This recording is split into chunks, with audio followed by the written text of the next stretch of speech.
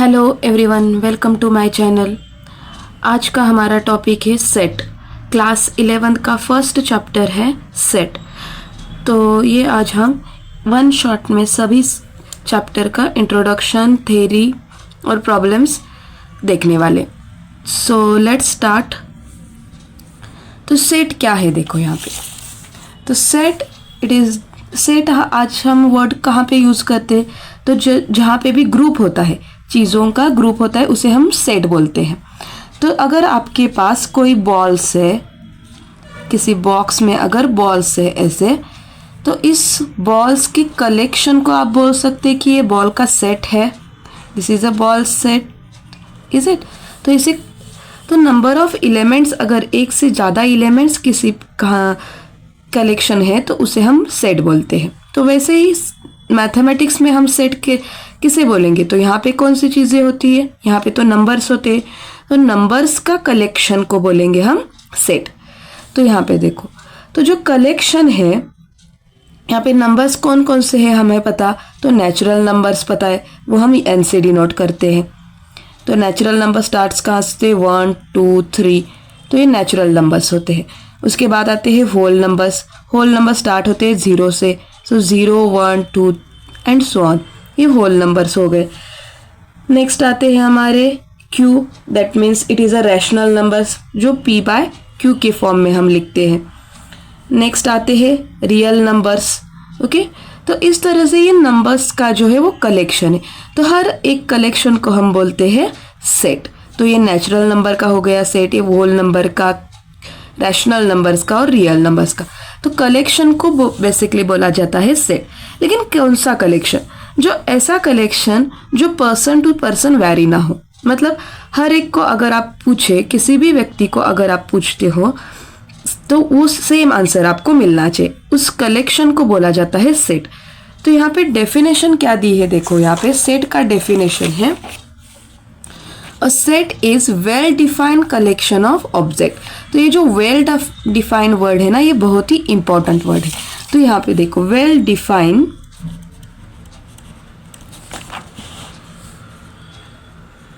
तो well defined का मतलब है जो चेंज है वो पर्सन टू पर्सन नहीं होना चाहिए, डज नॉट चेंज और does not vary person to person, इसे बोला जाता है वेल डिफाइंड। तो सपोज मैं यहाँ पे एक एग्जांपल लिखती हूँ। तो कौन सा एग्जांपल है, देखो, अगर आपको बेस्ट 5 क्रिकेटर्स के नाम जो है वो लिखने हैं, तो 5 बेस्ट क्रिकेटर्स कौन से होंगे? तो सपोज हमारे पास 2 व्यक्ति है, ए एंड बी। तो ए के नाम सपोज हम X Y Z A B C ऐसे क्रिकेटर्स के नाम हो सकते हैं। लेकिन बी के ज़रूरी नहीं कि यही वो बी जो है वो बोले कि वही मेरे बेस्ट 5 क्रिकेटर्स है, इसके आंसर्स अलग हो सकते हैं। सपोज इसने आंसर दिए PQRST, ओके, ये नाम उसने सजेस्ट किए हैं। तो ए के अकॉर्डिंग उसके बेस्ट 5 क्रिकेटर्स ये है, बी के अकॉर्डिंग उसके 5 क्रिकेटर्स ये है। तो इन दोनों के अलग अलग क्रिकेटर्स हो गए, तो ये कलेक्शन जो है वो अलग अलग हो गया। तो ये जो कलेक्शन है बेस्ट 5 क्रिकेटर्स का, वो हर एक व्यक्ति के अकॉर्डिंग अलग अलग होने वाला है। तो इस कलेक्शन को सेट हम नहीं बोल सकते, this is not a set. Okay, तो इस कलेक्शन को हम सेट नहीं बोलेंगे। तो ऐसा कलेक्शन चाहिए जो हर एक व्यक्ति का आंसर सेम आना चाहिए। सपोज मैंने पूछा, tell me the number of n natural numbers. Okay, हमने क्या बोला यहाँ पे? Make a set of 5 natural numbers, 5 natural numbers less then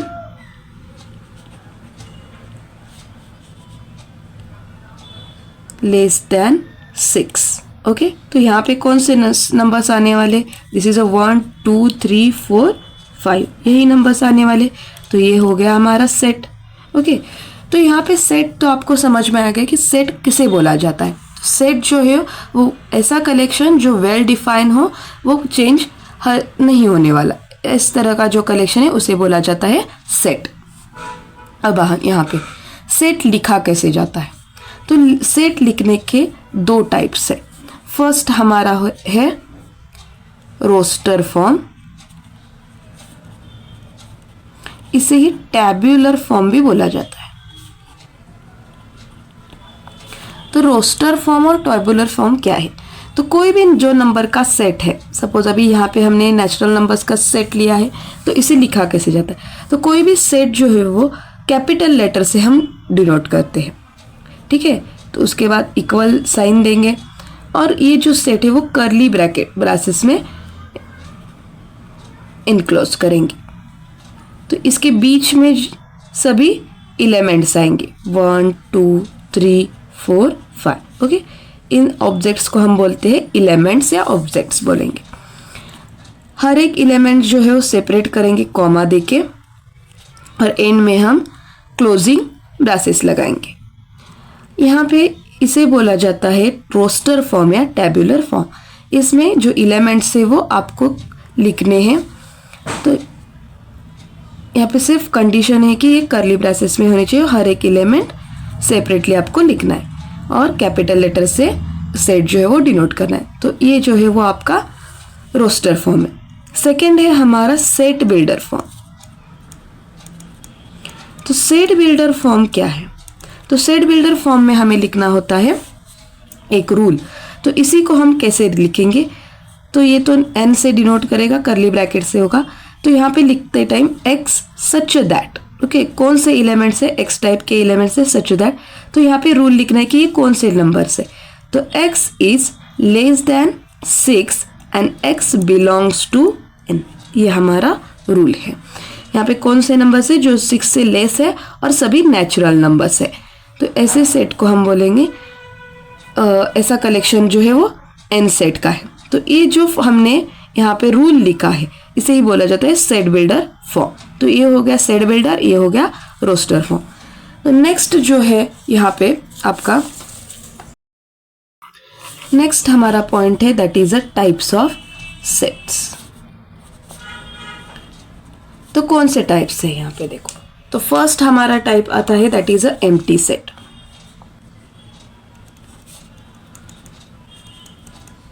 तो एम्प्टी सेट क्या है, एम्प्टी सेट, एम्प्टी मतलब खाली, तो एम्प्टी सेट मतलब ऐसा सेट जिसमें कोई भी एलिमेंट नहीं है। The set which does not contain any element is called a empty set. तो कोई भी एलिमेंट उसमें नहीं है, ऐसे सेट को हम बोलेंगे एम्प्टी सेट। तो ये जो सेट है वो हम इस नोटेशन से डिनोट करते हैं, इसे बोला जाता है फाई, अदरवाइज हम लिखेंगे ऐसे एम्प्टी ब्रेसेस लिखेंगे। तो ये नोटेशन हम यूज़ करते हैं एम्प्टी सेट के लिए। तो यहाँ पे एक हम एग्जांपल लेते हैं। सपोज हमारे पास एक ए सेट है, तो इस यहाँ पे हमें x such that 1 is less than x less than 2 and x belongs to n। अब यहाँ पे देखो, यहाँ पे ये हमने लिखा है सेट बिल्डर फॉर्म में लिखा है। तो यहाँ पे कौन से एलिमेंट्स आएंगे, अगर आपको रोस्टर फॉर्म में लिखने हैं तो कौन से एलिमेंट्स आ सकते हैं यहाँ पे बताओ। 1 और 2 के बीच का नंबर लिखना है आपको और जो नेचुरल हो। इज इट पॉसिबल, ये पॉसिबल नहीं है कि 1 और 2 में के बीच में नेचुरल नंबर कोई भी नहीं है। तो यहाँ पे कोई भी नेचुरल नंबर नहीं है, तो ये एम्प्टी सेट होगा। तो यहाँ पे कोई भी एलिमेंट नहीं आता है, तो इसे हम डिनोट करेंगे इस तरह से। तो इस सेट को बोला जाएगा एम्प्टी सेट। नेक्स्ट हमारा है दैट इज अ फाइनाइट और इनफाइनाइट सेट। तो फाइनाइट और इनफाइनाइट सेट क्या होते हैं, तो फाइनाइट सेट मतलब अगर नंबर ऑफ एलिमेंट्स जो है वो काउंटेबल है तो उस सेट को बोला जाता है फाइनाइट सेट। तो नंबर ऑफ एलिमेंट्स मतलब सेट में कितने एलिमेंट्स है। अब यहाँ पे मैंने जो सेट लिखा है n 1 2 3 4 5, ओके। तो यहाँ पे n of n, okay, n of n मतलब number of elements in set n। कितने हैं यहाँ पे एलिमेंट्स? 5। तो ये काउंट कर सकते हैं हम, तो इसलिए इस सेट को बोला जाता है फाइनाइट सेट। और अगर हम काउंट नहीं कर सकते तो उस सेट को हम बोलेंगे इनफाइनाइट सेट। अगर हमने यही सेट इस तरह से लिखा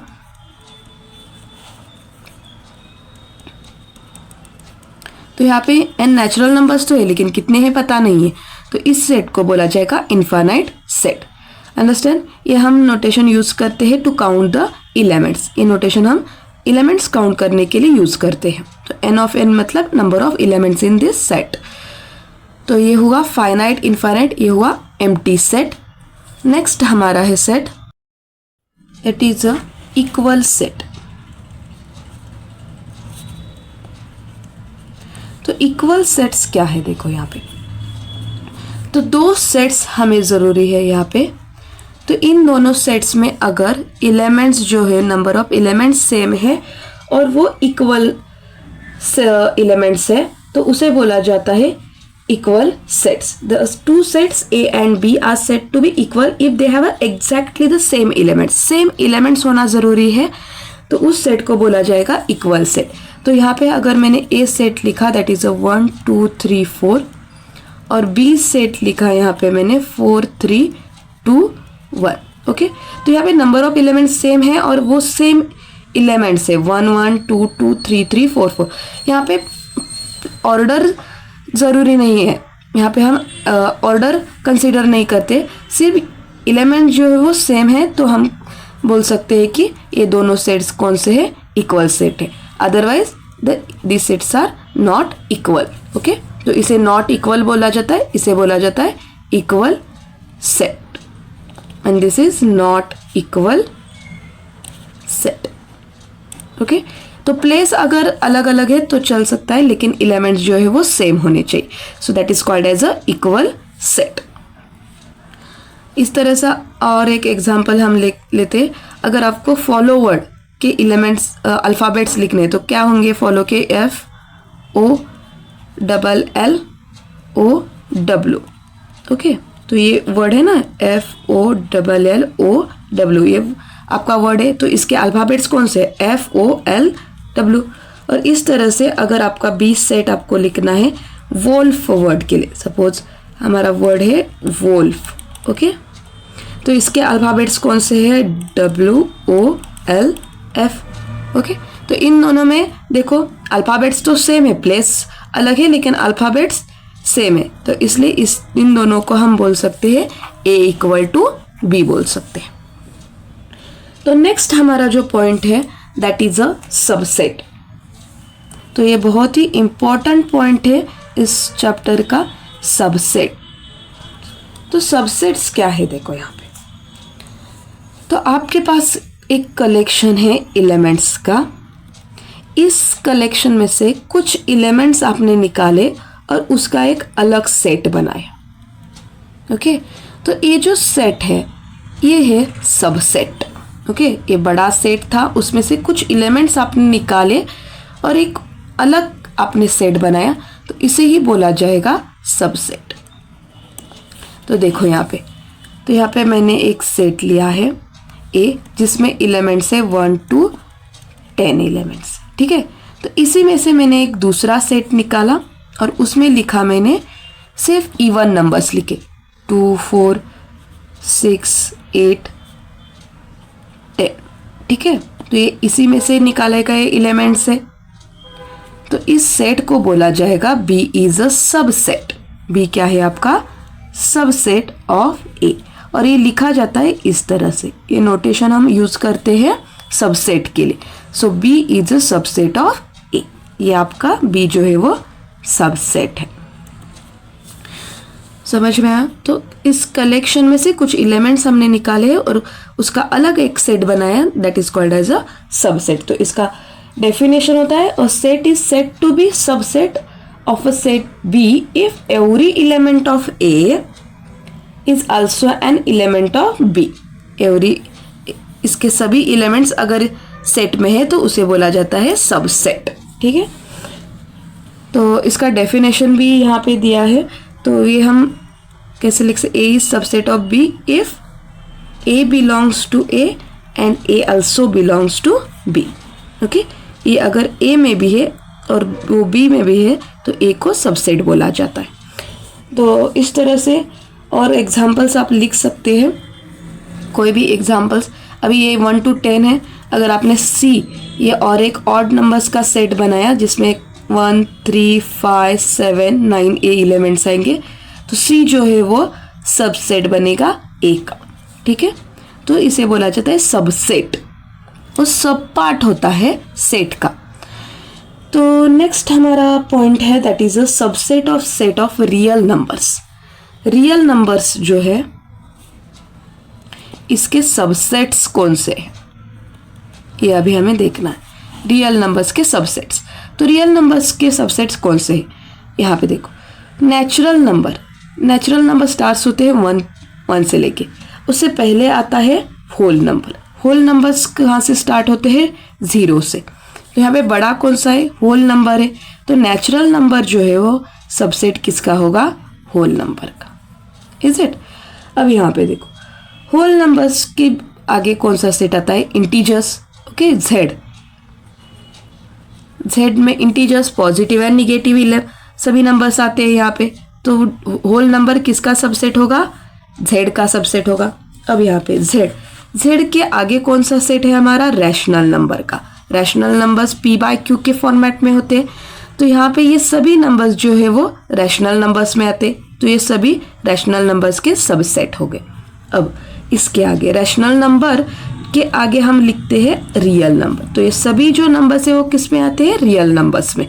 तो ये जो सभी सेट्स है वो सबसेट है रियल नंबर्स के। ठीक है, तो और एक है इरेशनल नंबर, जो रैशनल नहीं है वो इरेशनल है। Irrational also a subset of real number. ठीक है, इस तरह से यहाँ पे रैशनल नंबर हम नहीं लिख सकते क्योंकि इरेशनल नंबर्स हम नहीं लिख सकते। तो नेचुरल नंबर है ये सबसेट नहीं है इरेशनल का। T means it is a irrational numbers, जो p/q में हम नहीं लिख सकते, उस नंबर्स को हम बोलते हैं इरेशनल नंबर्स। तो ये सभी सबसेट्स हो गए रियल नंबर्स के, n, w, z, q and t। और एक यहाँ पे सबसेट होते हैं रियल नंबर्स के, दैट इज अ इंटरवल्स। तो नेक्स्ट पॉइंट है हमारा इंटरवल्स। तो intervals as a subset of R. तो इंटरवल्स क्या होते हैं, तो यहाँ पे इंटरवल्स होते हैं 4 टाइप्स के। इसे बोला जाता है क्लोज इंटरवल। अगर आप स्क्वायर ब्रैकेट्स निकाल रहे हैं तो इसे बोला जाता है क्लोज इंटरवल्स। तो क्लोज इंटरवल्स में एलिमेंट्स कौन से आते हैं, so that is a is less than equal to x, x is less than equal to b। तो यहाँ पे देखो ये नंबर लाइन है 0 1 2 -1 -2। ठीक है, ये नंबर लाइन है हमारे। तो यहाँ पे अगर मैंने ये लिखा -1 to 1 ऐसे लिखा मैंने, ठीक है, तो यहाँ से लेके यहाँ तक ये आपका इंटरवल बनेगा। लेकिन एलिमेंट्स कौन से आते हैं, इक्वल टू, मतलब -1 भी उसमें कंसीडर होगा, 0 भी कंसीडर होगा, 1 भी कंसीडर होगा। तो ये सभी नंबर्स जो है वो इस सेट में आते हैं, इसे बोला जाता है क्लोज इंटरवल।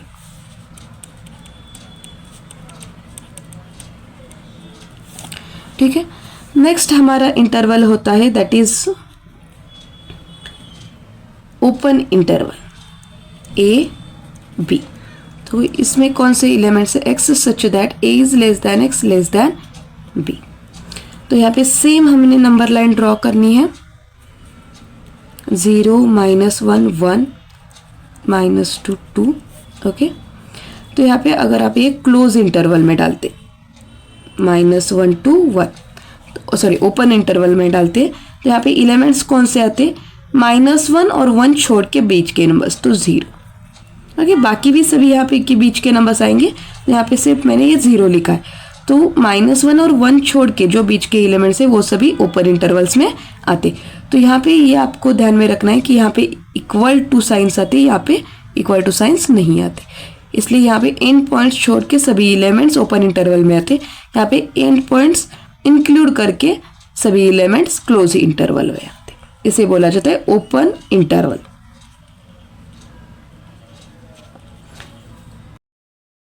नेक्स्ट इंटरवल है open A B close. Okay, तो ये कैसे लिखा जाता है? X such that A is less than X less than equal to B.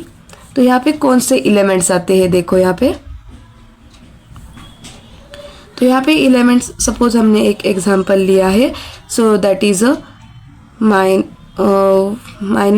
to 3। Okay, ये एग्जांपल है आपका। तो नंबर लाइन पे देखो, यहाँ पे 0 -1 -2 1 2 3। ओके, तो यहाँ पे ये ओपन किस तरफ है? -1 की तरफ है, और क्लोज कहाँ पे है? 3 की तरफ है। तो यहाँ पे बीच के नंबर्स कैसे लिखने? यहाँ पे ओपन है -1, तो -1 तो यहाँ पे इंक्लूड नहीं है, तो इस सेट में आते 0 1 2 3। ओके, 3 यहाँ पे इंक्लूडेड है, लेकिन -1 यहाँ पे इंक्लूडेड नहीं है। इस तरह नेक्स्ट है हमारा क्लोज ओपन। तो यहाँ पे आते हैं X such that A is less than equal to X less than B. Okay, तो यहाँ पे भी सेम एग्जांपल हम लिखते हैं -1 3। तो यहाँ पे देखो 0 1 2 3 -1 -2, ये हमारे नंबर लाइन हो गए। तो यहाँ पे क्या एलिमेंट स्टार्ट, यहाँ पे क्लोज है, -1 पर क्लोज है और 3 पर ओपन है। तो यहाँ पे -1 जो है वो इंक्लूड है, -1 0 1 2 3, लेकिन इस सेट में नहीं आता। ठीक है, तो इस तरह से इंटरवल्स लिखे जाते हैं। ये सभी इंटरवल्स जो है वो रियल नंबर के सबसेट्स होते हैं। ये रियल नंबर के सबसेट्स होते हैं सभी।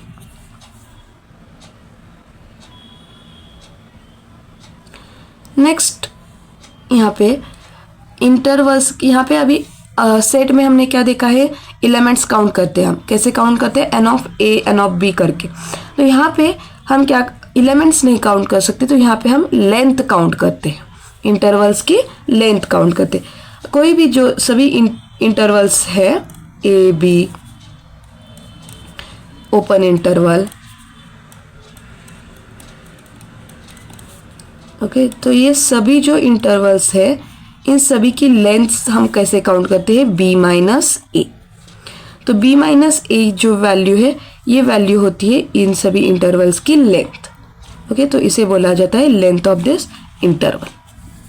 और एक यहाँ पे सबसेट में हम इन सबसेट्स हम काउंट कैसे करते हैं? किसी भी सेट के हम कितने सबसेट्स निकाल सकते हैं? सपोज यहाँ पे हमारा ए सेट है, इसमें 1 2 3। तो इस सेट के सबसेट्स कितने बनेंगे? तो कितने सबसेट्स बनते हैं? तो that is 2m। m is number of elements. तो यहाँ पे देखो कितने एलिमेंट्स है? 3 एलिमेंट्स है, तो 2 कितना होता है? 8।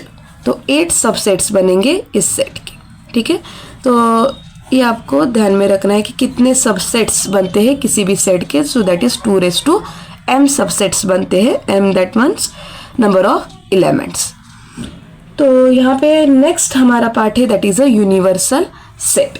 तो यूनिवर्सल सेट का मतलब क्या है? यूनिवर्सल सेट, तो यूनिवर्सल सेट क्या होता है? देखो यहाँ पे, तो सभी सेट का कलेक्शन, ओके, उसे बोला जाता है universal set. A set which contain all the elements objects और of other set including its own elements. तो सभी सेट का जो कलेक्शन बन के बड़ा सा जो सेट बनता है, उसे हम बोलते हैं यूनिवर्सल सेट। तो ये यूनिवर्सल सेट हम डिनोट करते हैं यू से। तो यूनिवर्सल सेट जो है वो बड़ा सेट है, इसके सभी सबसेट्स आपके बनते हैं। तो नेक्स्ट हमारा पॉइंट है that is a Venn diagram. तो वेन डायग्राम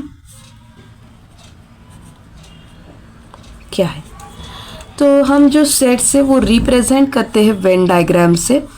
तो बेसिकली हम वेन डायग्राम में रेक्टेंगल्स यूज़ करते हैं फॉर यूनिवर्सल सेट को डिनोट करने के लिए, और सर्कल्स यूज़ करते हैं हम सेट्स को डिनोट करने के लिए। ठीक है, तो इस तरह से हम यूज़ करते हैं वेन डायग्राम्स। इसे बोला जाता है वेन डायग्राम। ये रेक्टेंगल का मतलब है यूनिवर्सल सेट। इस यूनिवर्सल सेट में जो सेट्स है वो सर्कल से हम शो करते हैं। तो अगर आपको सबसेट और सेट में रिलेशन शो करना है, ठीक है, यहाँ पे हमने एक सेट लिया जिसमें 1 2 3 एलिमेंट्स है, और बी जो है वो उसका सबसेट है जिसमें सिर्फ 2 ये एलिमेंट है। तो ये किस तरह से आप शो करेंगे, देखो यहाँ पे ये हमने बड़ा सा सर्कल निकाला है यहाँ पे। तो इसमें इस ए सेट है, इस ए सेट में ही बी सेट है। ठीक है, तो ये आपका बाहर का है वो ए सेट है, ये बी सेट है। इसमें पॉइंट है 2 और ए सेट में पॉइंट से 1 3। ठीक है, ये मैंने एलिमेंट्स शो किए। तो इस तरह से हम यूज़ कर सकते हैं वेन डायग्राम सेट का रिप्रेजेंटेशन शो करने के लिए। तो समझ में, बड़ा सा सेट जो है वो ए है, छोटा जो उसके अंदर है वो बी है। तो इससे आपको समझ में आता है कि बी जो है वो सबसेट है ए का। ठीक है, तो नेक्स्ट इसी तरह से हम सभी के वेन डायग्राम्स जो है वो निकाल सकते हैं। तो इसमें हम कुछ ऑपरेशंस देखने वाले हैं, that is a union, intersection, complement and difference. तो ये 4 ऑपरेशंस जो है वो वेन डायग्राम से हम अब सीखने वाले हैं। तो नेक्स्ट है यूनियन। तो ए यूनियन बी। तो यूनियन के लिए हम ये नोटेशन यूज़ करते हैं, यू की तरह है। तो यहाँ पे 2 सेट्स हमें चाहिए जिसे हम यूनियन शो कर सके। तो यूनियन का मतलब है दोनों सेट के एलिमेंट्स का कलेक्शन, तो उसे बोला जाता है यूनियन। तो यहाँ पे ए यूनियन बी का डेफिनेशन क्या होता है, तो ऐसे elements such that x belongs to A और एक्स बिलोंग्स टू बी। तो जो एलिमेंट है वो ए में होना चाहिए, अदरवाइज बी में होना चाहिए, तो उसे बोला जाता है यूनियन। तो ये हम वेन डायग्राम से कैसे शो करेंगे, देखो यहाँ पे ये हमारा यूनिवर्सल सेट है। इसमें ये 2 सेट्स मैंने बनाए हैं, ए एंड बी। तो ये जो पूरा सेट, दोनों सेट का कलेक्शन है, इसे बोला जाता है ए यूनियन बी। तो यहाँ पे देखो ए मैंने एग्जांपल लेते हैं 1 2 3 और बी लिया है that is a A B C. तो ए यूनियन बी क्या आने वाला है, 1 2 3 ए बी सी। ओके, तो सभी एलिमेंट्स को आपको मिलके लिखना है, दैट इज योर यूनियन। अगर रिपीट एलिमेंट्स सेम है तो रिपीट नहीं करना है, यहाँ पे आपको सिर्फ सिंगल टाइम लिखने हैं। तो सपोज हमने और एक सेट्स लिखते हैं यहाँ पे 2 4 6 और क्यू जो है वो लिखते हैं हम 2 3 5। ओके, तो यहाँ पे 2 जो है वो रिपीट हुआ है, तो यहाँ पे 2 बार नहीं लिखना है 2, सिर्फ सिंगल टाइम लिखना है। तो यहाँ पे कौन से एलिमेंट्स होंगे, 2 3 4 5 6। ठीक है, तो इसे बोला जाता है यूनियन। तो सभी एलिमेंट्स का कलेक्शन जो है वो उसे बोला जाता है यूनियन। तो यहाँ पे डेफिनेशन में आपको सिर्फ ये ध्यान में रखना है कि यहाँ पे वर्ड जो यूज़ किया जाता है दैट इज़ और, नॉट एंड। यहाँ पे और यूज़ करते हैं हम क्योंकि ये जो एलिमेंट है वो ए में हो सकता है, अदरवाइज बी में हो सकता है। ओके, उन सभी एलिमेंट्स को हम लिखते हैं यूनियन में। तो नेक्स्ट हमारा है दैट इज़ इंटरसेक्शन। तो सेकेंड पॉइंट है that is A intersection B, इसे बोला जाता है इंटरसेक्शन। तो इंटरसेक्शन क्या होता है, देखो यहाँ, तो इसका डेफिनेशन यहाँ पे हम लिखते हैं A intersection B. A intersection B क्या मतलब है, X such that x belongs to A and X belongs to B. तो ये जो एलिमेंट है वो ए में भी होना चाहिए और बी में भी होना चाहिए। ऐसे एलिमेंट्स जो सभी आते हैं वो इंटरसेक्शन में। इंटरसेक्शन के लिए हम ऐसे उल्टा यू यूज़ करते हैं। तो यहाँ पे देखो, अब हम वेन डायग्राम से समझते हैं। तो ये हमने यूनिवर्सल सेट निकाला है यू, यहाँ पे ये हमने सर्कल्स निकाले हैं ए और बी, 2 सेट्स निकाले। तो ऐसे एलिमेंट जो दोनों में है वो कौन से है, ये बीच के एलिमेंट्स। तो इस शेडेड पार्ट को बोला जाता है ए इंटरसेक्शन बी। ओके, तो यहाँ पे एग्जांपल्स देखो, ए हमारा है 1 2 3 4 और B है हमारा 2 4। तो यहाँ पे A इंटरसेक्शन B, इन दोनों सेट में कॉमन कौन से एलिमेंट्स है? 2 4। तो 2 4 जो है वो इसका इंटरसेक्शन हो गया। ठीक है, तो यहाँ पे देखो इस एग्जांपल में देखो यहाँ पे कुछ भी कॉमन नहीं है, तो हम इसका इंटरसेक्शन कैसे लिखेंगे? Null set 5। Okay, empty set, ये इसका इंटरसेक्शन आएगा। और इसका इंटरसेक्शन अगर आपको कैलकुलेट करना है तो कैसे कि निकालेंगे हम? इसका इंटरसेक्शन आएगा 2। ओके, 2 इन दोनों में कॉमन है तो इंटरसेक्शन आता है 2। तो जो कॉमन एलिमेंट्स होते हैं वो इंटरसेक्शन में लिखने हैं, और दोनों सेट्स के सभी एलिमेंट्स का कॉम्बिनेशन जो है वो यूनियन में लिख रहा है। तो ये होगा यूनियन एंड इंटरसेक्शन। तो नेक्स्ट जो है वो है आपका डिफरेंस ऑफ अ सेट। तो A माइनस बी का difference of a set, difference of a set. तो डिफरेंस ऑफ अ सेट इसका डेफिनेशन क्या है? देखो, A minus B is equal to X such that x belongs to A and x does not belongs to B। ठीक है, तो इस तरह से आपको लिख रहा है x belongs to A, otherwise x does not belongs to B लिखें। तो इसका मतलब क्या है? देखो यहाँ पे ऐसे एलिमेंट जो A में है लेकिन B में नहीं है, वो सभी एलिमेंट्स A माइनस बी में आते हैं। तो यहाँ पे A लिखा है मैंने 1 2 3 4, B लिखा है मैंने 2 3। ओके, तो A माइनस बी क्या है? देखो, तो B के जो A में एलिमेंट्स है वो काट दो, 2 एंड 3 है तो ये काट दो, बचे कौन? 1 एंड 4। तो ये सभी एलिमेंट्स आएंगे A माइनस बी में।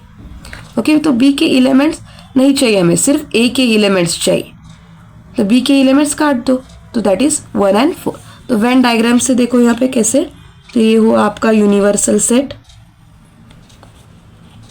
ये आपका A सेट और ये आपका B सेट। तो A में B का जो पार्ट है वो निकाल दो, तो बचा कौन सा? ये पार्ट, शेडेड। ओके, तो इस C को बोला जाता है A माइनस बी। ठीक है, और अगर आप ये वाला रीजन ले रहे हो यहाँ से लेके ये साइड का, तो उसे बोला जाएगा B माइनस ए बोला जाएगा। ओके, इसी का अगर आपको B माइनस ए निकालना है तो कैसे निकालेंगे? B में से A के जो एलिमेंट्स है वो निकाल दो।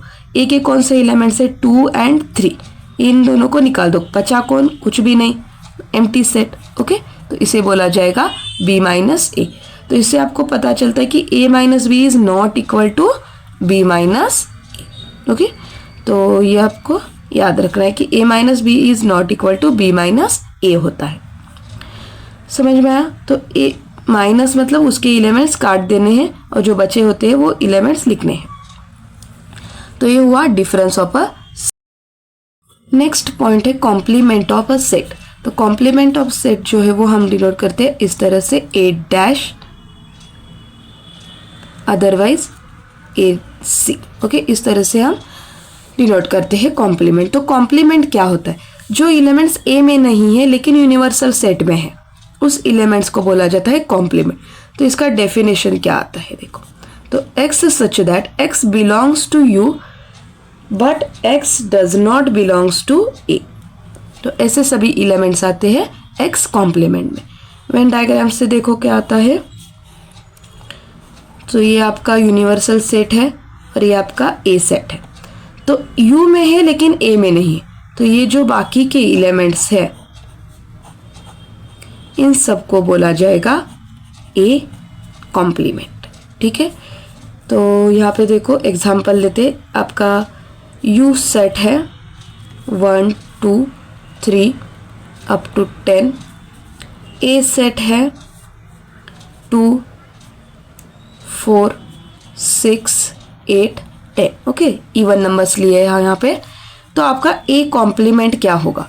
तो A के सभी एलिमेंट्स छोड़ के जो बाकी के बचे हुए एलिमेंट्स है उसे बोला जाएगा A कॉम्प्लीमेंट। तो यहाँ पे कौन से 1 3 5 7 9, तो इसे बोला जाता है A कॉम्प्लीमेंट। तो ये जो डेफिनेशन है वो थोड़ा सा सिमिलर आपको लग रहा है डिफरेंस की तरह से। तो यहाँ पे देखो हमने क्या किया है, यहाँ पे हमने A के एलिमेंट जो है वो काट दिए हैं और बाकी के बचे हुए एलिमेंट्स यहाँ पे लिखे हैं, तो इसका मतलब है ए कॉम्प्लीमेंट कैसे लिख सकते हैं, u माइनस ए, बराबर है। A complement that means u minus A, difference set है ये। तो इसका और एक डेफिनेशन बन गया कॉम्प्लीमेंट सेट का। तो इस तरह से हम लिखेंगे कॉम्प्लीमेंट सेट। तो यहाँ पे ये चैप्टर फिनिश होता है। एक बहुत ही इजी चैप्टर है ये, सिर्फ यहाँ पे डेफिनेशंस आपको याद होनी चाहिए और ये सेट के वेन डायग्राम का रिप्रेजेंटेशन और complement set, union, difference set, intersection set, इन सभी का रिप्रेजेंटेशन है। सेट बिल्डर फॉर्म और रोस्टर फॉर्म, ये दो रिप्रेजेंटेशन है सेट के। आई होप आप सबको ये सेट जो चैप्टर है वो क्लियरली समझ में आया होगा, सभी टर्म्स आपको अंडरस्टैंड हो चुकी होगी। अगर आपको कोई भी डाउट है तो आप कमेंट बॉक्स में कमेंट करो और इस वीडियो को आपके फ्रेंड्स के साथ शेयर करो, लाइक करो, और अभी तक जिन्होंने सब्सक्राइब नहीं किया है चैनल को सब्सक्राइब कर दो। Thank you.